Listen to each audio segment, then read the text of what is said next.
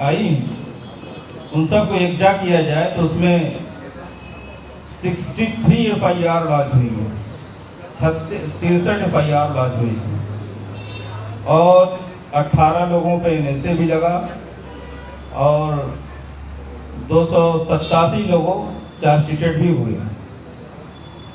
ये वो डेटा है जो लीगल है या फिर मीडिया में मुख्तलिफ हवाले से मौजूद है, लेकिन इसके बावजूद पूरे यूपी का जब आप सर्वे करें, खासतौर से जो बड़े शहर हैं, कुशीनगर है, बनारस है, गोरखपुर है, लखनऊ है, कि बहुत सारे ऐसे अभी भी पीड़ित लोग हैं, मुतासिर लोग हैं जो अभी भी मीडिया के सामने आना नहीं चाहते हैं।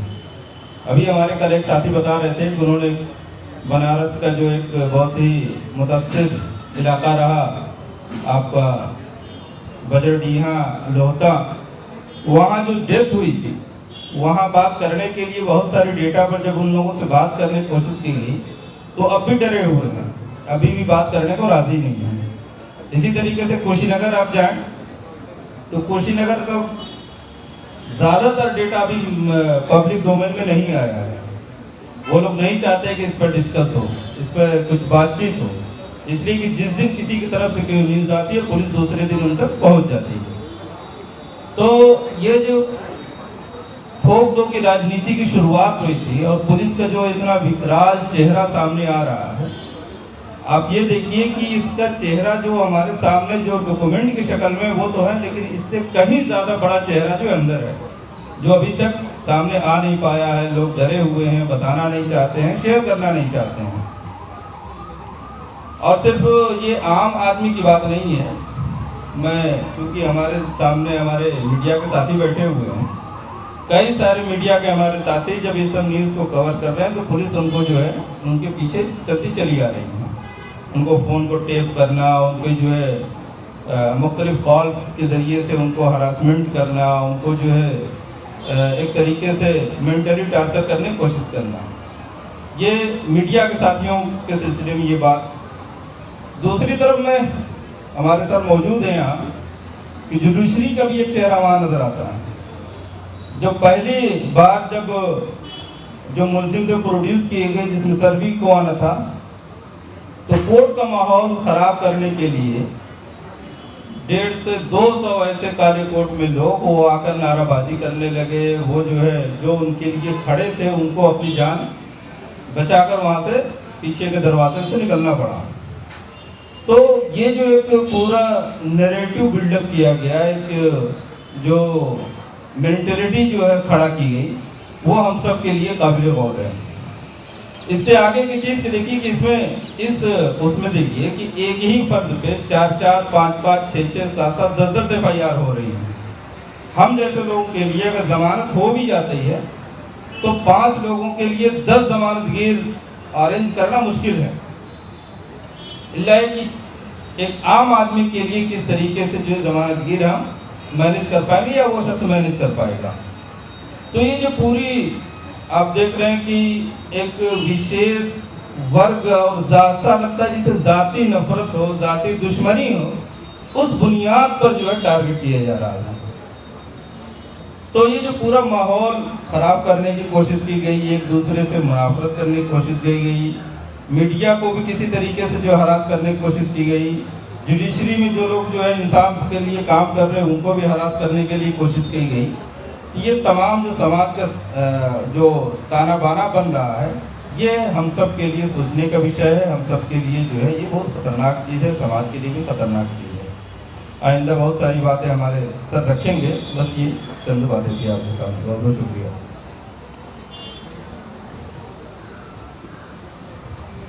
शुक्रिया बिल्कुल साकिब साहब। और मैं रिक्वेस्ट करूंगा एडवोकेट मोहम्मद शुएब साहब से, जो खुद भी इस प्रोटेस्ट में शामिल थे और इसके अलावा एक ह्यूमन राइट एक्टिविस्ट और ह्यूमन राइट लॉयर के तौर पर शुएब साहब का एक लंबा कैरियर है, और उनकी एज के बाद भी पुलिस ने उनके साथ एट्रोसिटी करने में कोई चूक नहीं करी।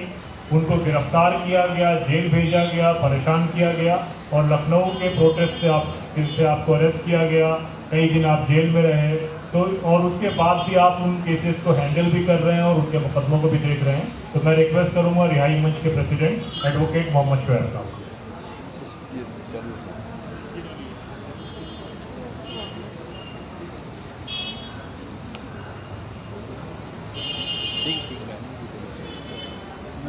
आज खुशी है कि यहाँ जितने मीडिया वाले हैं, मैं नहीं पा रहा हूँ कोई अफवाह फैलाने वाले मीडिया के लोग हैं, वैकल्पिक मीडिया के लोग हैं। ये देखकर ज़्यादा खुशी है। मैंने तो अफवाह फैलाने वाले अखबारों को, मीडिया को देखना और पढ़ना भी छोड़ दिया।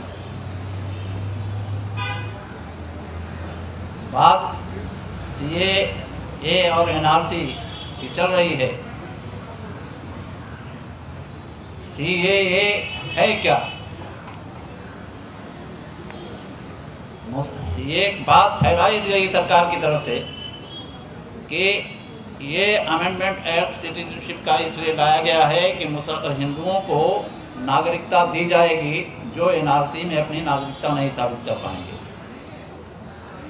लेकिन CAA अगर पढ़िएगा तो उसमें क्या है कि 31 दिसंबर 2014 से पहले जो हिंदू, बौद्ध, जैन, सिख, ईसाई पाकिस्तान, बांग्लादेश या अफगानिस्तान से आए हैं, उनको नागरिकता दी जाएगी। तो ये झूठी सरकार झूठ और अफवाह फैलाने में बहुत ही माहिर है। हिंदुओं, मुसलमानों और जात पात के नाम पर ये नफरत फैलाने में बहुत ही माहिर है और वो नफरत फैलाने के लिए ही सारी कुछ साजिशें कर रही है। मुसलमानों को सताया जाना उसी का एक नतीजा है कि मुसलमानों को सताया जाएगा, हिंदू समझेंगे कि मुसलमान यहां से भगाया जाएगा। लखनऊ की बात लीजिए तो लखनऊ में CAA NRC का विरोध शुरू हो गया था पहले से ही। जब बिल बना था जभी से बिल पेश किया गया था और एक्ट आने के बाद छोटी छोटी जनसभाएं होती थी और छोटे प्रदर्शन और धरने हुआ करते थे।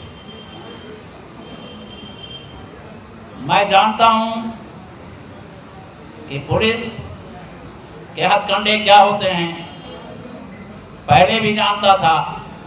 इसीलिए 16 दिसंबर 2019 को मैंने एक धरने में कहा था कि अगर हम आप 19 को एक प्रदर्शन करने जा रहे हैं, धरना देने जा रहे हैं, तो हमारे कैमरे का रुख जो होगा धरना और प्रदर्शनकारियों पर नहीं होगा, ये जो देखने वाले लोग हैं उन पर होगा। इसलिए कि हमें खतरा है, पुलिस वाले और भाजपा के लोग हम पर हमला करेंगे। बाद में मैं जब 20 जनवरी 2020 को यहाँ आया और यहाँ भी जहाँ जहाँ धरने चल रहे थे वहाँ गया, तो वहाँ भी मैं लोगों को सचेत करता रहा मैं कि आप जो कुछ कर रहे हैं करते रहिए, लेकिन अपनी नजर बाहर जरूर रखिएगा। इसलिए पुलिस और भाजपा के लोग किसी भी वक्त गड़बड़ कर सकते हैं। ये भी मैंने 16 दिसंबर को कहा था कि अब गिरफ्तारियां शुरू होंगी, लड़कों की और मर्दों की, और जब तक हमारी महिलाएं, हमारी बहनें और माएं इस धरने प्रदर्शन को आगे नहीं बढ़ाएंगी, तब तक ये धरना प्रदर्शन आगे नहीं